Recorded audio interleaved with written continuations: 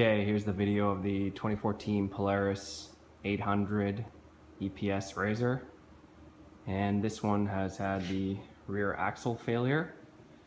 I actually picked it up like this. Here's the old rear axle. You can see that that's obviously a failure.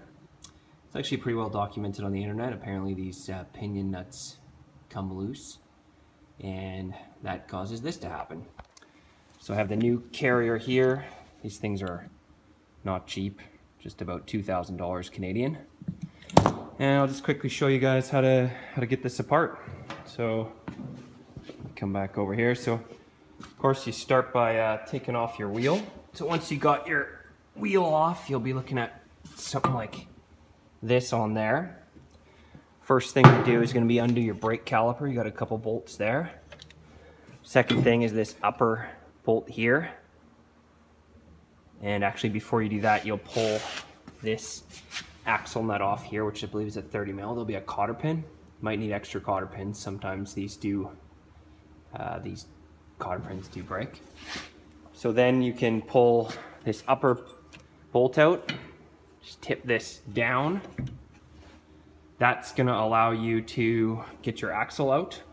It's just going to slide out of the carrier. Obviously I already have the carrier out. It's just going to slide out of there. Next thing in here, it's quite interesting. Carrier comes out right here. So what you're gonna have to do is unhook the exhaust. There's 3 little springs holding the exhaust on, and there's a coupler in the exhaust you'll also have to disconnect.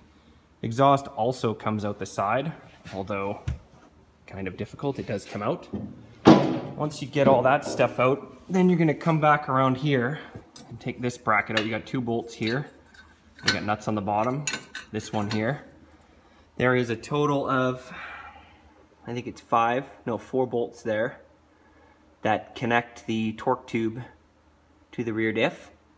And then going up the side here, you also have bolts that are, let me just show you this bracket here. So this bracket here actually goes in there. Goes in there, sorry, it's pretty hard to get that one. Goes in there like that. And that bracket would sit on the diff housing like that.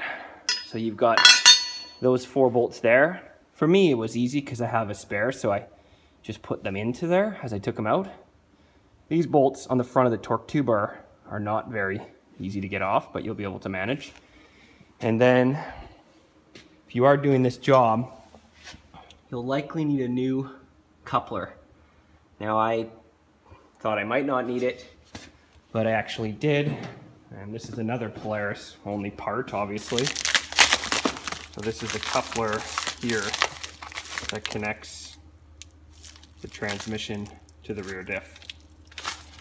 Another 200 bucks. So yeah, we'll start putting this thing back together. And I don't know.